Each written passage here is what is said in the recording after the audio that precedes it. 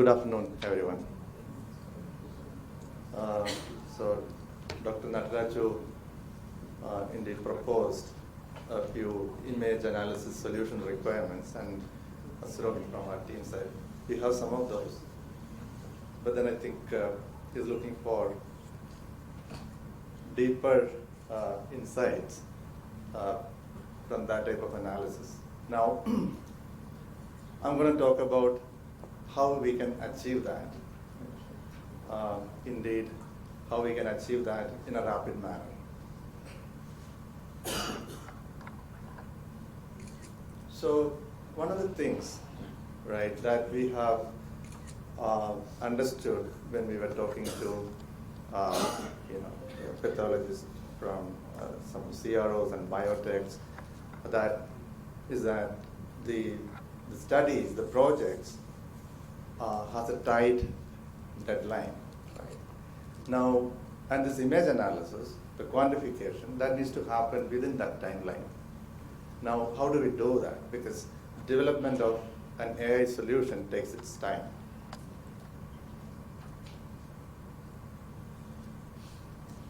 And then, today, Nataraju said that, I think I was interacting with someone outside, they all said the requirement there is they're out in this domain are specialized.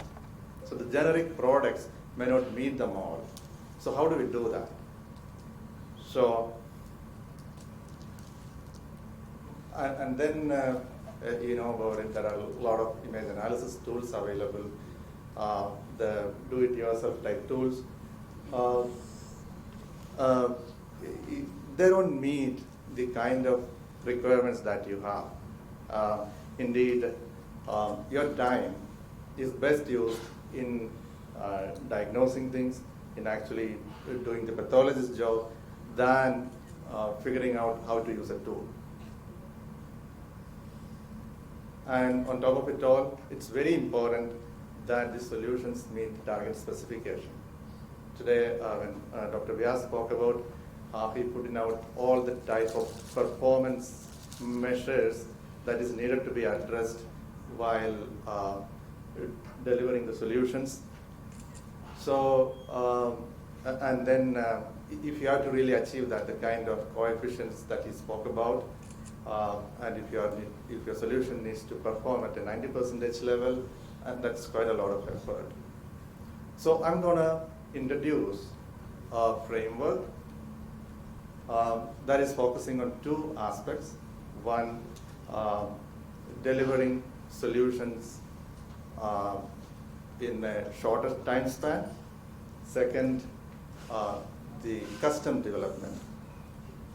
So what we have done is, we have used our experience, expertise in creating several image analysis solutions and put them together and then created a set of pre-trained models.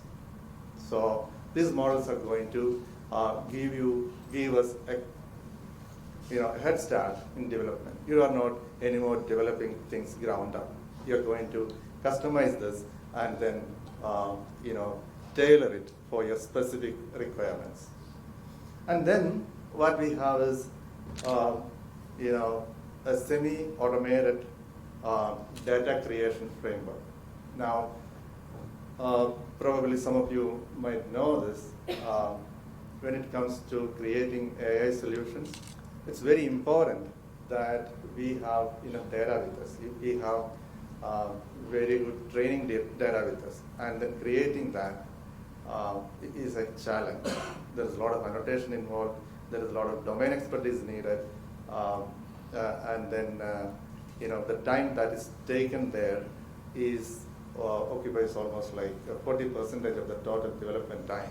So we have come up with a smart data creation tool. Again, we have a stain adoption mechanism in which the models can be quickly adapted to the kind of stain quality that you have in your organization. And finally, we also have tools and technologies that is automating a lot of routine AI development jobs. So we're going to go about these things in some detail. So when it comes to pre-trained models, we have, at this point, models for multiple lesions, for multiple species of animals. We have models for multiple stains. We have addressed both efficacy studies and safety studies. And this is, as I said, going to give a head start on creating the solution that you want. And then what we have is the data creation tool that we spoke about. So here, this is what it is. If the total data creation time is about a month for a solution development, we are able to reduce that to about a week with the introduction of this tool.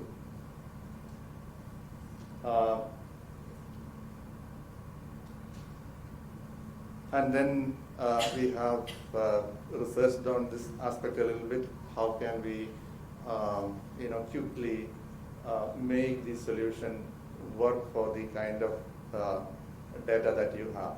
And we have implemented solutions for that. And at this point, it's not about several days of work and people reviewing, retraining things.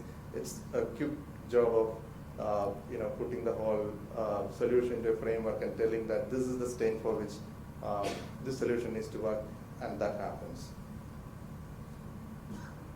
And finally, the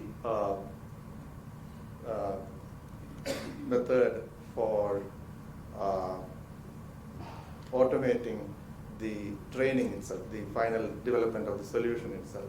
So a lot of jobs, a lot of development jobs associated with that also got automated using this framework.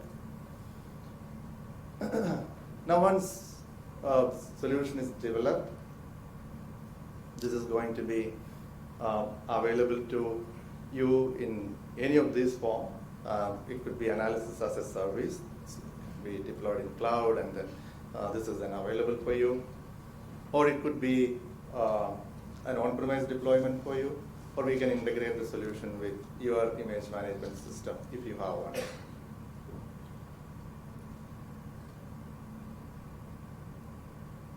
All right, so the delivery workflow when it comes to a rapid custom development is going to be something like this. Obviously, we start with understanding the scope of work. We define the requirements. And then we are going to agree with you what is going to be the target specifications for this solution. What is going to be the sensitivity, what is the expected specificity, or what is the correlation coefficient, and so on and so forth. And we collect the data and start development. So the development will be using the framework that I have just introduced. This is going to be a very rapid development, and then the solution is then presented to you for validation. So during the validation, you're going to look at it and say that this is meeting the target specs that we set at the beginning. And then, in one of these means, on-premise or on cloud or through an integration, this solution is going to get deployed for you. And that is obviously going to get supported. So I want to quickly show you, a video that captures some aspects of our framework. So what you're seeing here is the data creation tool. So as opposed to you are drawing something with through navigating around a lesion, just by clicking a lesion, that gets annotated. Then that data, let's say you are annotating a few lesions like that, and that is given to a small model. a model gets created, and that will then get applied to a lot of images to create extensive training data set. And all this can happen in a matter of hours as opposed to weeks.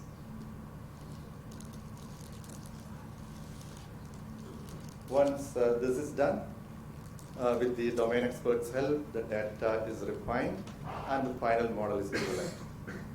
So what you're seeing here is the final model developed for identifying the ERPR expression applied on a whole slide image.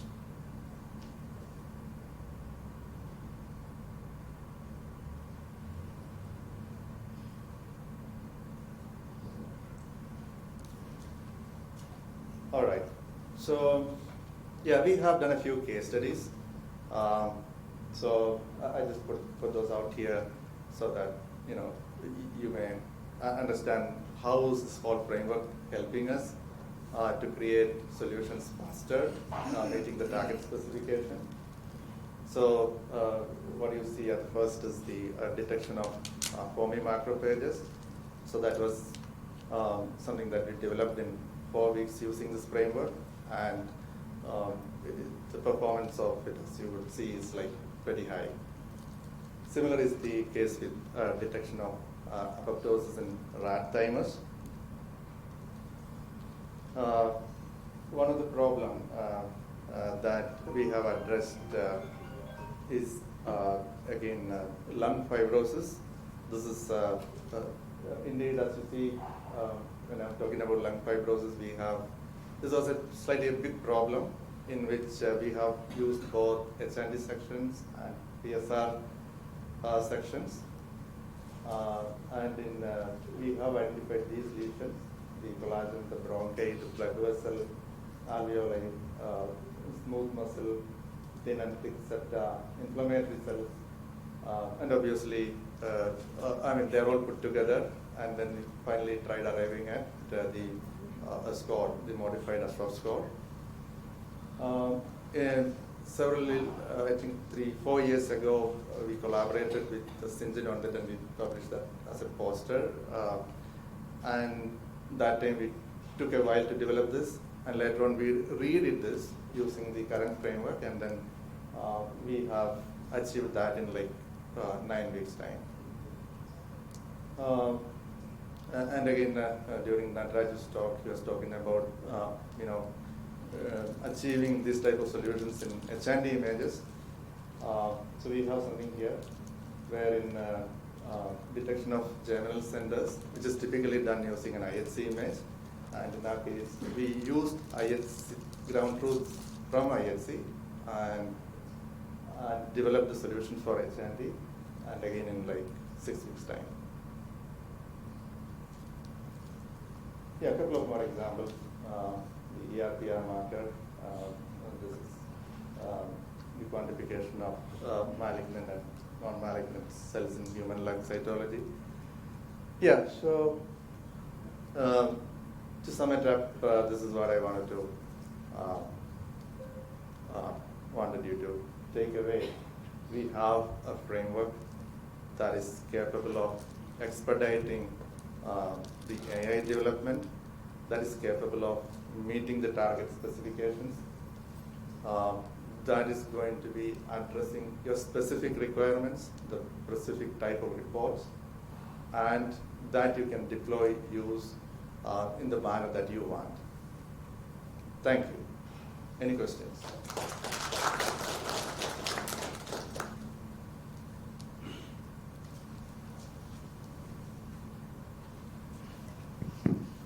Thank you.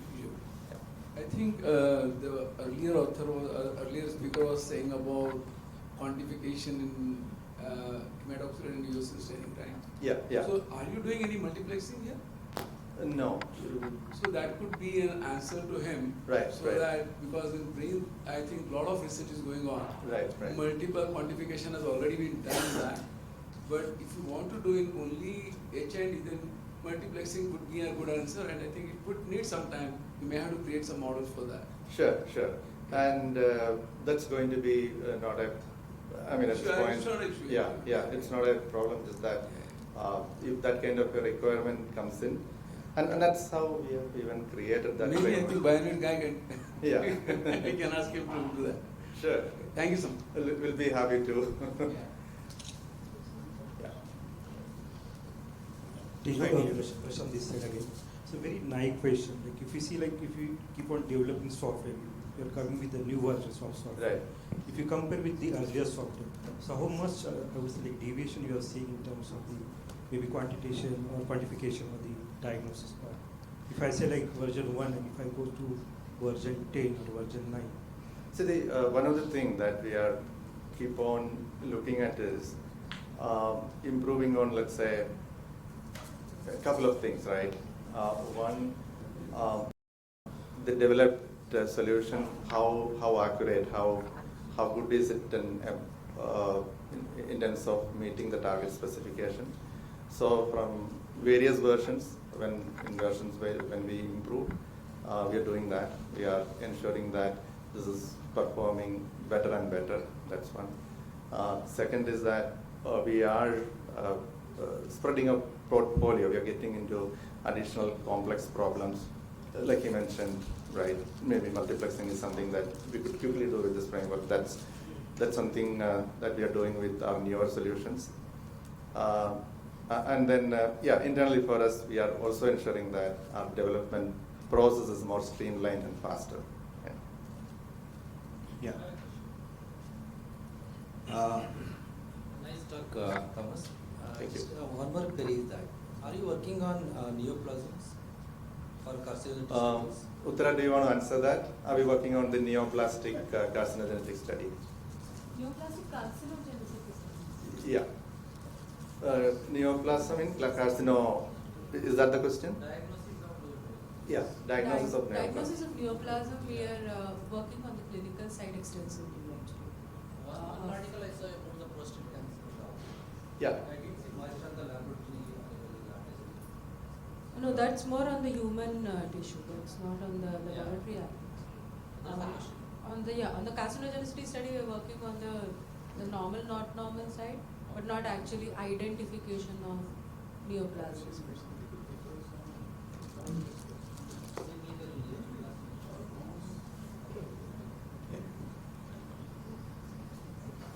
Tijo, are you creating solutions for non-image, like apart from slides, like maybe PBPK modeling or something? Are you creating solutions for that also?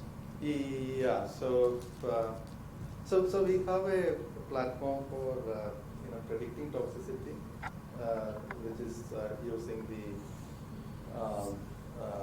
mild structure of the molecule and some additional data to see how toxic are these going to be when it comes to, let's say, a short-term safety study and then maybe a long-term safety study. Those type of things are available. Okay, but those are like conventional structure activity relation. I'm asking that if I want to create a PBPK modeling of, I have something new, structurally similar, but I want to create a PBPK modeling, right? Based on the similar structure kinetics. No, right? That's what I think. Uttara, do you have? Yeah. Yeah, I mentioned about that, but he's looking for more of No, so molecule. it is a platform. You can give the platform any input that you want to give, and the platform will provide you with the output. So you feed the platform data, and it provides you with the output for a question. Okay, I'll talk in detail. Sure. Sure. And Dr. Nataraju, to answer your question again, the neoplastic side of things, in carcinogenicity study, what we are looking at is identifying neoplasms and differentiating them from neoplasms that are more age-related. So looking at test article related changes and type of neoplasm we are working on right now. But currently, what it is doing is differentiating from. Pick it up and show these are the slides having some changes. Then we need to try. Correct. So whether it's spontaneous age-related changes or it is due to. Yeah. And also its requirements, right? One of the things is that, and that's one reason why we came up with this framework. And now when we have some of this in the human side, even we will be able to repurpose that for this area, apply these methods, and make it quickly available for you. So, and what we realized is that it's probably not important to have products for every other requirement there out in this domain, right? So, can we now have this type of an approach where this kind of solutions can be created pretty quickly, still meeting the target specifications? Yeah. Have you currently provided services for the regulatory toxicology stage like 2010 and stage? So for the so we have an image management system that will be offering a platform for the pathologists to read the slides, obviously digital slides, and then report. So we have a solution validated for a GLP setting available like that. And on that, various image analysis solutions, AI solutions, can be made available.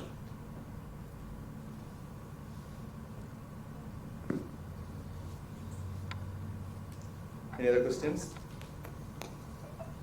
Sure. Thank you. Thank you, everyone.